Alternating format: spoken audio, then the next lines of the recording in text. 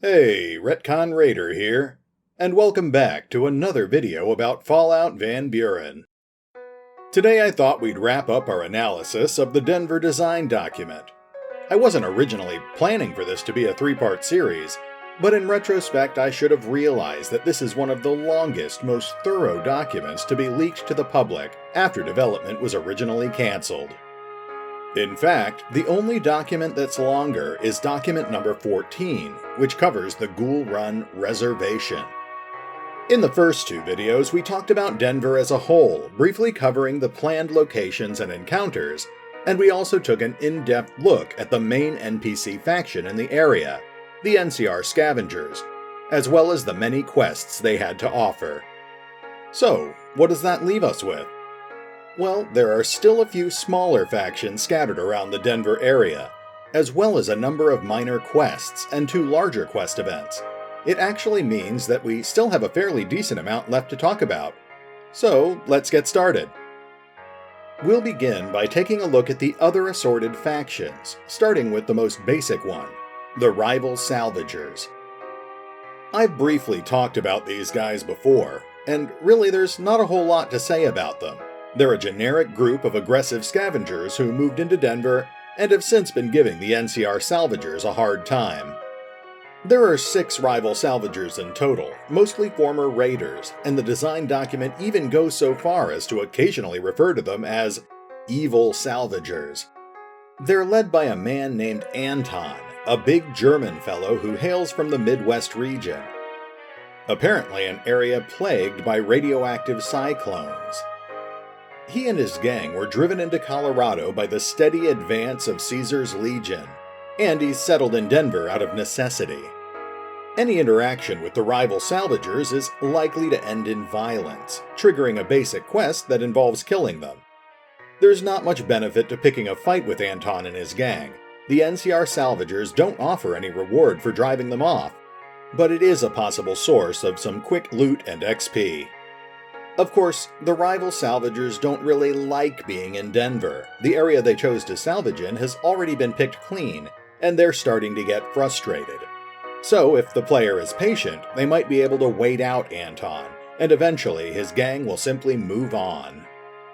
The other prominent faction in the Denver area is Caesar's Legion, or more specifically, a small seasonal slaving camp. This group passes through the region once or twice a year to pick up new shipments of slaves from the nearby Blackfoot tribal village, before taking them back east to rejoin the Legion. While staying in Denver, they hole up in an old motel building, which they've reinforced for exactly this purpose. People generally leave them alone, they keep the dog packs at bay with special chemicals, and they generally have no interest in talking with any of the locals. So the player is likely to get the cold shoulder if they try to get friendly with the Legionnaires. In that case, the only real interaction is likely to be violent, which, much like with the rival salvagers, will trigger a simple quest involving killing the slavers and freeing their slaves. But if the player happens to be on good terms with the Blackfoot, or if they came here with Alexandra, the bounty hunting companion, then that will allow them to approach the camp diplomatically. In that case, they can meet with Terrence, the Vexillarius who leads the camp. He's a real piece of work, a short fellow who makes up for his lack of height with a Napoleon complex and a hard-ass attitude, as well as a penchant for beating women to show off how tough he is. Assuming the player doesn't end up killing him just on principle, they'll be able to use him as their primary source of information about Caesar's Legion, largely setting up for the sequel they never ended up developing. The player could also broker deals with Terrence, buying or selling slaves. In particular, it's important to note that at least 2 of the Tibbetts escapees that the player is looking for, Blackjack and Daniels, could end up here in the Legion slave camp. If the player wanted to have those slaves freed, he would either have to buy them or free them using stealth or violence. But it's also important to note that the slavers are only staying in Denver until the seasonal radioactive cyclones clear up, at which point they'll return back east, taking those slaves with them. If the player hasn't freed them by then they'll be gone forever. Another small but notable faction is a group of NCR explorers led by a soldier named Butch Mariano. You would only be able to meet him and his men as part of a special random encounter, and he wouldn't have much interest in talking to the player. Although he would present himself as a member of the NCR Military, the truth is that he and his men are some of the deserters who are helping Victor Presper, and they're scouting around the Denver area in search of useful materials. Unless the player is willing to just leave them alone, then any encounter with them is likely to end in violence.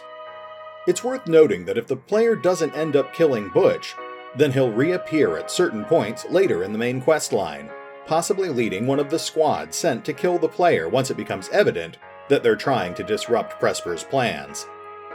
Now, there is one more faction that ends up becoming relevant in the Denver area, and that's the real NCR Military. But we'll come back to that a bit later. Instead, let's take a brief look at some of the other notable individuals around Denver. I've already talked a bit about Dogbody and Bombay Jack, the two rogue salvagers who have turned against the rest of the NCR salvagers, but I haven't touched on the other murderous lunatic that's lurking around the ruins of Denver. El Diablo. Miguel Vargas, also known as El Diablo, is one of the bounty quests in the game. He's completely delusional, believing himself to be a vampire, and he's known to have murdered at least 6 different people. He's a pretty minor character, but the player can get a quest from Bob the Bounty Hunter over in Hoover Dam, which involves finding and killing El Diablo and bringing his severed head back as proof of his death. It's a straightforward little combat quest, offering a modest reward for a bit of legwork and a moment of combat. The trickiest part is probably finding El Diablo, since, as a wannabe vampire, he can only be encountered at night. So, now that we know about the inhabitants of Denver, let's take a look at some of the quests we haven't gotten around to talking about just yet. Perhaps the biggest quest involves finding a way to thin out or kill the wild dogs in Denver, making it easier for both the player and the salvagers to get around. The simplest way to accomplish this is to just wander around killing them. Unlike many of the other random encounters, there would be a finite number of dogs in Denver, meaning that once the player had encountered and killed enough of them, the quest would be completed and they wouldn't encounter any more. But of course, that would probably end up taking a lot of time and resources to accomplish. We don't know exactly how many dogs were planned for the Denver area, but it's probably safe to assume that there would have been hundreds of them. There were 2 other prominent ways the player could end up cleaning out the local dogs. The first was to get the schematics for an ultrasonic device from the Cypher tribe in Mesa Verde. This device would create a sound that would prevent the player from being attacked by dogs, but they could hook it up to the city's public announcement system and broadcast it throughout Denver to drive off all of the dogs. This would involve having to locate and repair all 4 alarm klaxons, which would be scattered in various areas around the city: the NCR Salvager Camp, the Legion Slaver Camp, the Rival Salvager Camp, and the ruins of Boardwalk Brewing. Once that was done, the player would be able to drive off the dogs with ease, though if they had the Devil Dog as a companion, it would permanently drive him away as well. The other method of driving off the dogs in Denver required the player to possess both science and stealth skills, so that they could infiltrate the ruins of the Denver police headquarters to reprogram the Cerberus robots. Assuming the player could actually manage to get past the various challenges and obstacles scattered throughout the building, including the half-crazed salvager Dogbody, then they would be able to reprogram the old riot control robots to help control the local population, driving off dogs, lizards, or even some of the human groups. Speaking of which, the police headquarters also held a number of other potential rewards for adventurous players to discover. Aside from the Cerberus robots, the players could also find Job here, an old broken-down Mr. Handy that used to work in the records department. Job could be repaired and taken on as a companion, though he would be of questionable use. Good for spotting and disarming electrical traps, but not much else. But, at least while in the confines of Denver, Job could act as a valuable guide, giving the player information about the final days of Denver, helping them to locate pre-war records about the new plague and the riot suppression efforts, and, perhaps most importantly, helping the player to locate the chief of police's private bomb shelter. which would contain a stash of various high-value pre-war goods, including weapons, armor, and some unique items related to the dogs. Other items of note around the police headquarters included the chemicals that Dogbody used to control the dogs, subtly named Bite Me gas grenades, as well as a pre-war dog training video that could be located in the kennel, which would presumably grant some sort of skill bonus or perhaps a unique perk. This would also be where the player would be able to acquire one of the vehicles planned for the game, the police car, and it was likely the location where the player would also be able to acquire various other pieces of pre-war police gear. That covers pretty much all of the planned content for the Denver area, with one or two glaring exceptions. I've been dancing around it for a while, but I think it's finally time for us to take a good look at the box, and the various special events that were planned around it. In my previous two videos, I've established that the box is a pre-war robot manufacturing facility, complete with its own Zax computer, an artificially intelligent caretaker. It's long since fallen dormant, but for the most part the building is still intact, and everything inside it is still well preserved. Several of the salvagers are aware of this building, but thus far none of them have been able to get inside. Riley, the leader of the Traitor sub-faction, has apparently become convinced that it's a pre-war vault containing high-value goods, including pre-war gold, which he's been using to sway other salvagers over to his side. Unfortunately, one big obstacle is in their way, a rogue salvager named Bombay Jack. As I mentioned last time, Bombay Jack acted as the salvager's demolitionist, but Hardin, one of the other traitors, ended up angering Jack, prompting him to go rogue. Since then, Bombay Jack has been set up in a small building near the box, and is using traps and sniper tactics to drive away any other salvagers who get too close. Hardin has recently tried tricking some of the other salvagers into entering Bombay Jack's territory, in hopes that they might be able to kill him or drive him off. This is what ended up putting Garcia into a coma. Although most of the evil quest options are unfinished in the Denver design document, it's likely that if the player had ended up working with Riley, that they would have been tasked with taking care of Bombay Jack. Of course, even an independent player would probably have vested interest in taking care of Bombay Jack, because he would prevent them from getting near the box, and he would disrupt trade if the player let him stay active in the Denver area. If confronted, Bombay Jack would essentially be a mini-boss, and the player would end up having to chase him through a heavily trapped area, while Jack continuously harassed him with improvised explosives and long-range sniper fire. Perhaps the easiest way to defeat Jack would be to use any fire-based weapon that the player happened to have. Every time Jack took damage from a fire-based weapon, there would be a chance that he would immediately explode, instantly killing him, but also damaging everyone and everything around him, as if he had just detonated 3 cases of dynamite. Killing Jack would allow the player to investigate the box, while also granting a decent amount of XP and loot, as well as access to Bombay Jack's lair, which would include functional science labs and mechanical labs for craftier players to make use of. If the player didn't end up confronting Jack on their own, then the traitors would eventually take care of it themselves, leading to a special event in which at least some of the traitors would die, and the box would end up being breached. This would immediately put the facility on high alert, reactivating the Zax AI and prompting it to start manufacturing additional robots to secure the Denver area from what it perceived as a hostile occupying force. This would trigger new random encounters involving a variety of robots, most notably iBots, floating robots with low-powered energy weapons, but if enough time passed, then more powerful security robots, or warbots, would be stationed at key points around the city. These robots would ignore the local dogs and other assorted vermin, but they would steadily start wearing down the various human factions. If allowed to spread through Denver unchecked, the robots would eventually drive off the rival salvagers and the Legion slavers, and possibly even the NCR salvagers if enough time passed.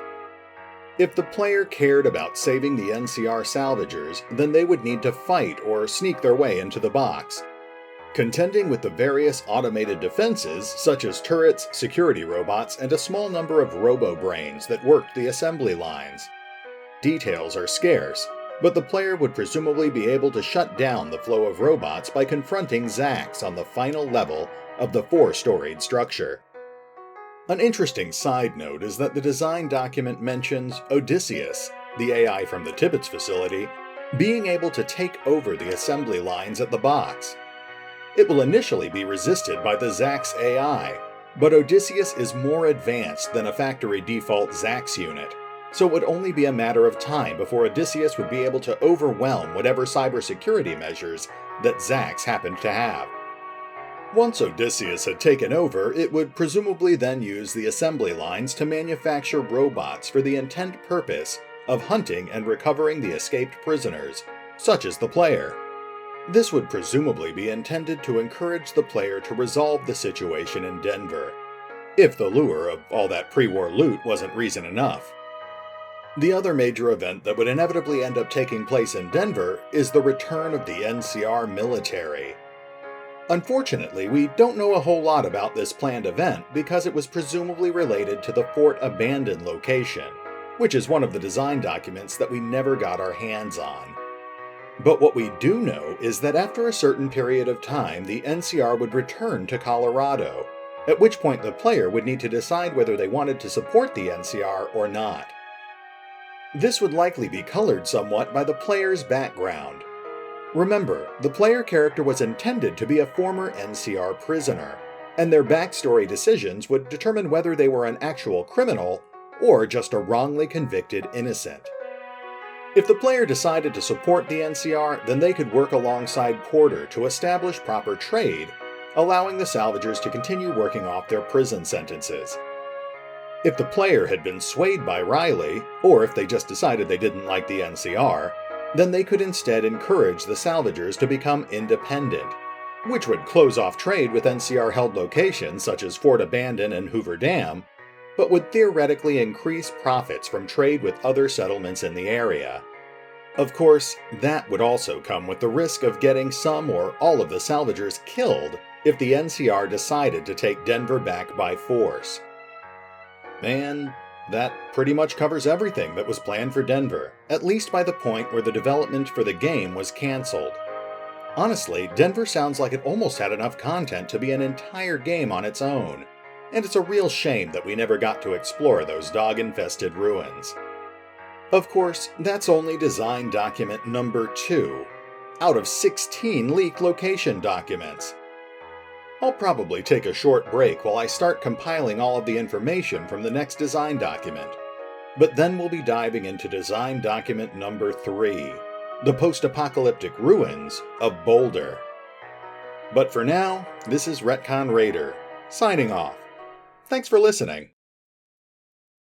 Oh, and remember, although I do love talking about Van Buren, you can check out all 700 pages of the design documents for yourself by visiting the Fallout Wikis.